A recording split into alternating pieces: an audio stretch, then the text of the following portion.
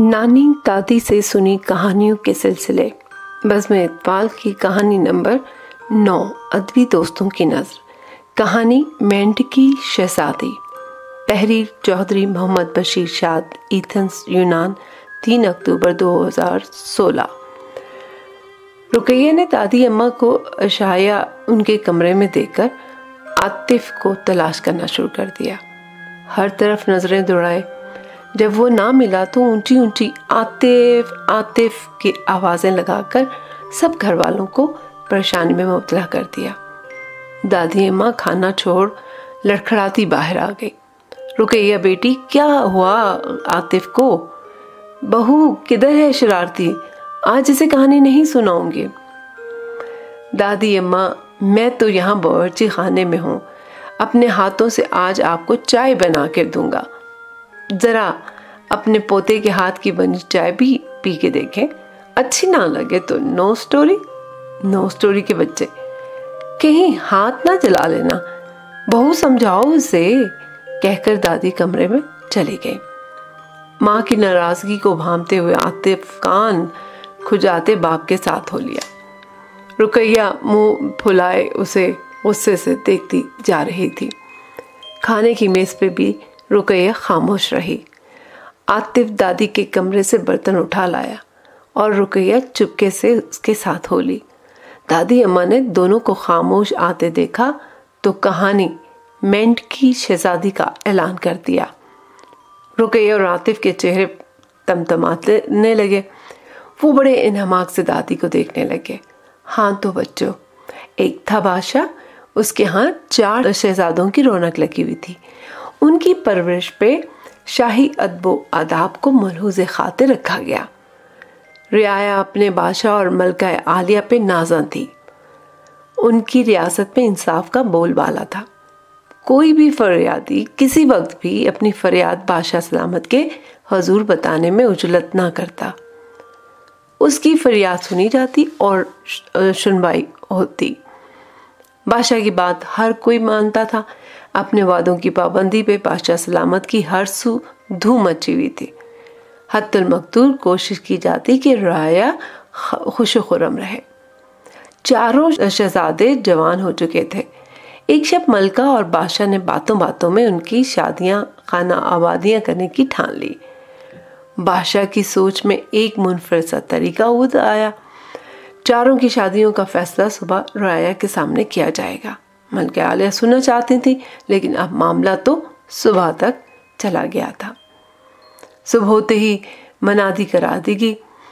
तख्त सजा, शहजादों को नए लिबादे पहनाकर बादशाह सलामत के पहलू में जगह दे दी गई। अपने शहजादों के लिए मलका आलिया के अंदर लामतनाही वलवले उमड़ आए थे। वो चाह रही थी कि बादशाह सलामत जल्दी से अपना फैसला सुनाए। दरबार में तमाम दरबारी उमरा, वज़रा और रियाया अपनी अपनी जगह बादशाह सलामत का फैसला सुनने के लिए बड़े बेताब हो रहे थे। 4 शहजादों को तीर कमान दिए गए। हर किसी की सोच उभरी के मजीद क्या होगा। बादशाह ने हुक्म जारी किया कि 4 शहजादे बारी बारी जिस समत इनका दिल चाहे पूरी कुव्वत सर्व करके कमान से तीर चलाएं। तीर जहां जाके गिरेगा उस शहजादी की शादी उसी घर में होगी। इस ज़मन में ये याद रहे कि कोई हुक्मदोली नहीं करेगा। हम अपना वादा हर सूरत पूरा करेंगे। पहले शहजादे को तीर चलाने को कहा गया। अपनी पूरी ताकत से तीर जो कमान से निकला वो बादशाह के वजीर खास के घर गिरा।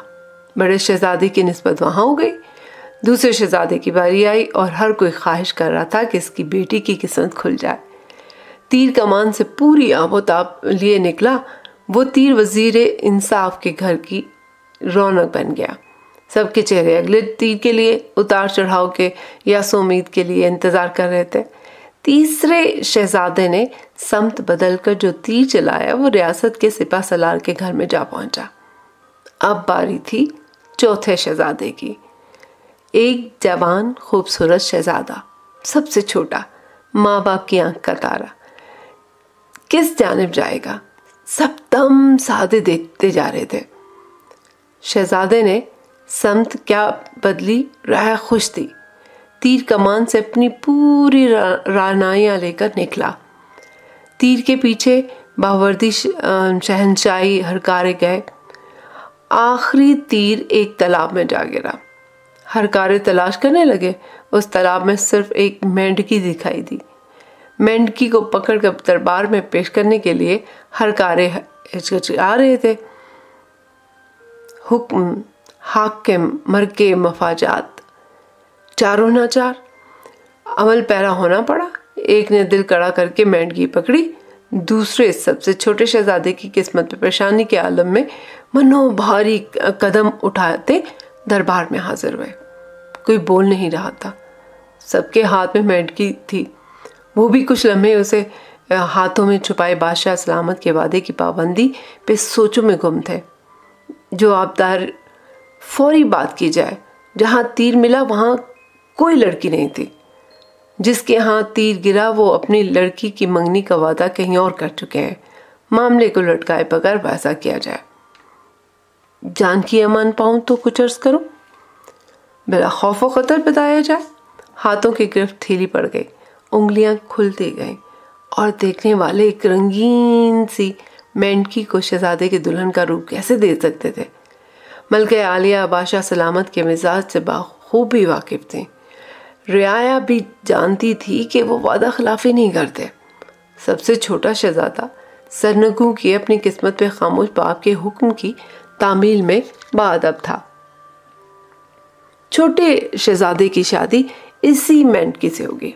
بادشاہ نے حکم صادر کر کے دربار برخاست کر دیا۔ رعایا دل پہ بوجھ لیے اپنے اپنے گھروں میں چہمگوئیاں کرنے لگے۔ کیا مجال کوئی بادشاہ سلامت کی حکم عدولی کر رہے؟ چاروں شہزادوں کے محل الگ الگ تعمیر کیے گئے، آرائش و زیبائش یکساں کی گئی۔ چاروں شہزادوں کو اپنی اپنی بیویوں کے ساتھ رہنے کی اجازت دی گئی۔ مینڈکی شہزادی کے لیے محل میں تالاب بنایا گیا، جہاں وہ سارا دن پھدک پھدک کر اپنی زندگی کے ایام بسر کرتی رہی۔ ہر شہزادی کی دعوتیں بڑے کروفر سے ہوتی گئیں۔ چھوٹا شہزادہ دعوتوں میں شریک ہوتا رہا، دل کہیں بھی مطمئن نہ رہتا۔ وہ تو کسی دعوت پہ جانے کے لیے اندر سے رضامندی نہ تھا۔ ہر بار پر بادشاہ سلامت کی شہزادے کے ساتھ اس کی بیوی ہوتی اور اس کے ساتھ صرف اپنا آپ۔ بادشاہ سلامت کی دعوت بڑے شہزادے کے ہاں ہوئی تو سب حشاش پشاش وہاں اکٹھے ہونے والے تھے۔ چھوٹا شہزادہ بادل خواستہ تیاری میں لگا ہوا تھا۔ مینڈکی شہزادی سے دیکھ رہی تھی۔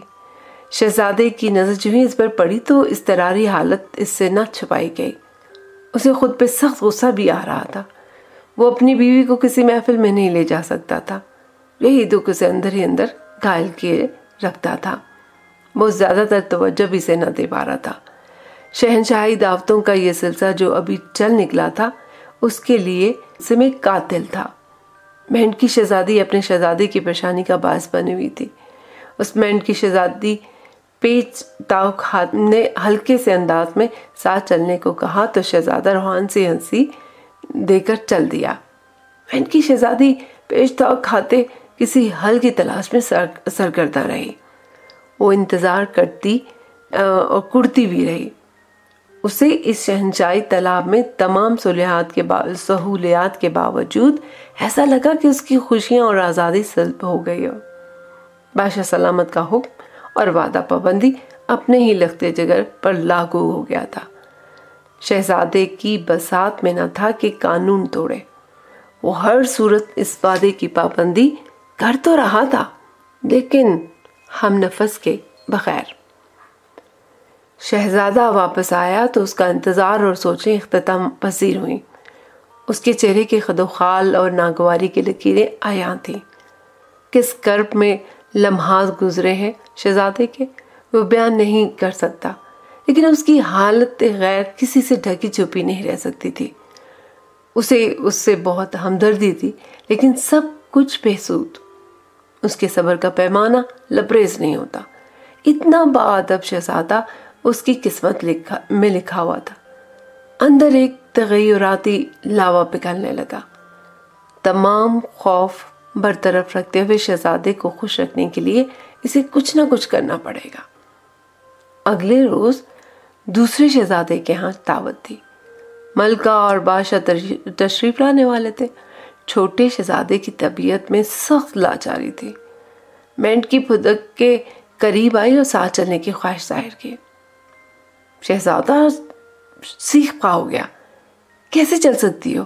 ذرا غور کرو، ہر کوئی تمہیں دیکھ کر کیا سوچ رکھتا ہے، تمہیں اس کا اندازہ نہیں؟ میں نہیں چاہتا کوئی میری بیوی کا مذاق بنائے، مجھ سے ہمدردی جتائے۔ جلا بھنا وہ چلا تو گیا، لیکن آج اس کی آواز میں کرختگی کا احساس مینڈکی کو کچھ زیادہ دل برداشتہ کر گیا۔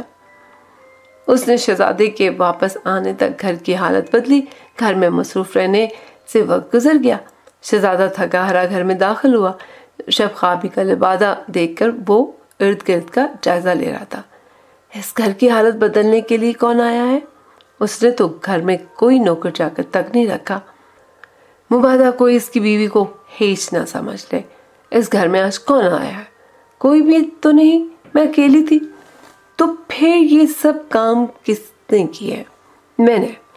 تم نے؟ شہزادے نے آنکھیں ملتے ہوئے اپنی کلائی پہ چٹکی بھری۔ مینڈکی پھدک کے اس کے پاس آئی۔ منہ کھولنے کے انداز نے شہزادے کو ہنسا دیا۔ اگلے روز تیسرے شہزادے کے ہاں دعوت تھی۔ شہزادہ حیران ہوا کہ اس کا نیا پہناوا تیار تھا۔ وہ اپنے محل کے کونے کونے میں بڑی صورت سے کسی انجان کو تلاش کر رہا تھا۔ وہاں کوئی ہوتا تو ملتا۔ پیشمانی سے کپڑے بدل وہ مینڈکی کو ایک ٹک دیکھنے لگا۔ کیا دیکھ رہے ہیں شہزادے؟ یہ کہ تم کون ہو اور یہ سارے کام کس وقت کرتی ہو؟ یہ تو کل جب ہمارے ہاں ملکہ عالیہ اور بادشاہ سلامت کی دعوت ہوگی آپ کو پتہ چلے گا۔ تو اس کا مطلب ہے ہم بھی ان سب کی دعوت کریں گے۔ بالکل دعوت دے کے آئیے گا، شہنشاہی دعوت کا اہتمام ہوگا۔ دیکھ لیتے ہیں، کہتے ہوئے شہزادہ چل دیا۔ مینڈکی کی خوشی کی انتہا نہ تھی۔ گھر سے اس کا شہزادہ خوش و خرم گیا تھا۔ مینڈکی نے تہیہ کر لیا کہ کل شام کی دعوت یادگار ہوگی۔ اس نے گھر کا کونا کونا اس قدر سنوارا کہ ہر سو اس کی جھلک نظر آنے لگی۔ شہزادہ گھر کے اندر آتے ہی ایک دم ٹھٹک گیا۔ یہ آخر ہو کیا رہا ہے اس گھر میں؟ کوئی جن تو نہیں؟ ہاں، ایک جن رہتا تھا جو مجھے کام نہیں کرنے دیتا تھا، اب اس کا خوف جاتا رہا۔ آپ نے کل کی دعوت کا سب کو کہہ دیا نا؟ کہہ تو دیا ہے، اب دیکھتے ہیں دعوت کیسی ہوگی۔ آپ کی امنگوں کے عین مطابق ہوگی، بے فکر ہو جائیں۔ ایک فکر ہی تو ہے جو میرے وجود میں باقی ہے، اس سے بھی بے فکر ہو جاؤں۔ شہزادے کی نیند کوسوں دور کسی گہرائی میں مقید ہو گئی تھی۔ اسے رہ رہ کے خیال آ رہا تھا کہ یہ مینڈکی گھر کے سارے کام کیسے کر سکتی ہے؟ یہ کوئی جادوگرنی تو نہیں جو بھیس بدل کے میری زندگی میں آ گئی ہے؟ کیوں نہ چوری چھپے اسے شب بھر دیکھا جائے۔ بظاہر آنکھیں بند کیے وہ یہی تاثر دیتا رہا کہ گھوڑے بیچ کر خواب خرگوش میں گہری نیند سویا ہوا ہے۔ مینڈکی رہی اور وہ اپنی سوچوں کے دائروں کو محدود کرتے ہوئے اپنے وہم کو سمیٹتے نیند کی آغوش میں چلا گیا۔ مینڈکی کو جب مکمل یقین ہو گیا کہ شہزادہ سو گیا ہے تو اس نے بھی سکون کی سانس لی۔ صبح ہوتے ہی شہزادے نے دربار میں حاضری دی۔ شام ڈھلے گھر واپس آیا تو دعوت کا انتظام مکمل ہو چکا تھا۔ حیرانگی میں اضافہ تو ہوا، لیکن خوشی اس بات کی تھی کہ مینڈکی نے وہ کام کر دکھایا جو دوسرے شہزادوں کی دعوت پہ دیکھنے میں نہیں آیا تھا۔ مینڈکی جیت چکی تھی۔ ایک راز سربستہ جو کھلے نہ کھلے اس کا بہت بڑا مسئلہ بنا ہوا تھا۔ دعوت میں اعلیٰ معیار اس بات کا ثبوت تھا کہ مینڈکی شاہی آداب جانتی ہے۔ بادشاہ سلامت، ملکہ عالیہ، شہزادے، ان کی بیگمات دعوت کی تمام انتظامات کو دیکھ کر ششدر رہ گئے۔ ہر کوئی اسی سوچ میں تھا کہ انہوں نے کوئی نوکر چاکر قبول تو کیا نہیں، پھر یہ کھانا کس نے بنایا؟ دعوت کے اس بہترین انتظام پہ بادشاہ بہت خوش تھا۔ محفل شب برخاست ہوئی۔ مینڈکی بہت خوش تھی کہ شہزادے کو عزت کی نگاہ سے دیکھا گیا ہے اور ضیافت کو سراہا گیا۔ بادشاہ سلامت نے نصف النہار ایک حکم جاری کیا کہ وہ چاروں شہزادوں کی بیویوں کے ہاتھ کا سلا کڑھائی والا کرتا شام تک تحفے میں لینا چاہتا ہے۔ شرط یہی کہ اپنے ہاتھ سے سب سلائی کڑھائی کریں۔ ये हुक्म मिलते ही हर एक को लाले पड़ गए। मेंढकी ने जब ये ऐलान सुना तो शहजादे से कहा, बेफिक्र हो जाए। हाँ, इस बार तो मैं बेफिक्र हो ही जाऊंगा। मुझे यकीन है कि तुम जो कहती हो कर देती हो। ये लो वो कपड़ा जो सिलाई के लिए सबको दिया गया है, और ये रहा तिल्ला भी जिसकी कुर्ते पे कढ़ाई करनी है।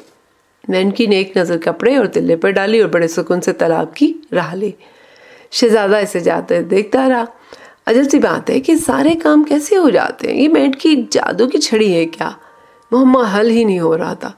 अब इस इम्तिहान में कौन कामयाब होगा? तीनों शहजादियों की बीवियों ने तो कभी सुई में धागा तक नहीं डाला। कैसे कुर्ता सिलाई करेंगे? कुरैशी की शक्ल तो देखी किसी ने नहीं, कढ़ाई कैसे कर लेंगे? भाग दौड़ लगी हुई थी। हर कोई बाजार से चोरी छुपे काम करवा के बादशाह सलामत को कुर्ता देना चाहता था। छोटा शहजादा मेंढकी को छोड़ हर एक की अफरा तफरी से महफूज हो रहा था। सबको परेशानी ये भी लगी हुई थी कि शाम तक सब तैयारियां मुकम्मल करनी है। शहजादों के साथ उनकी बीवियां भी लाजमी आएंगी। जिसका कुर्ता अव्वल दर्जे का हामिल हुआ उसको इनाम से नवाजा जाएगा। शहजादे ने मजीद ऐलान सुनते ही घर की राह ली।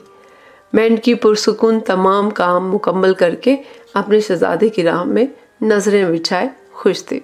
शहजादे ने इनाम के बारे बताया और उसमें शर्त ये भी थी कि आपको वहां मेरे साथ जाना है। तो इसमें परेशानी की क्या बात है?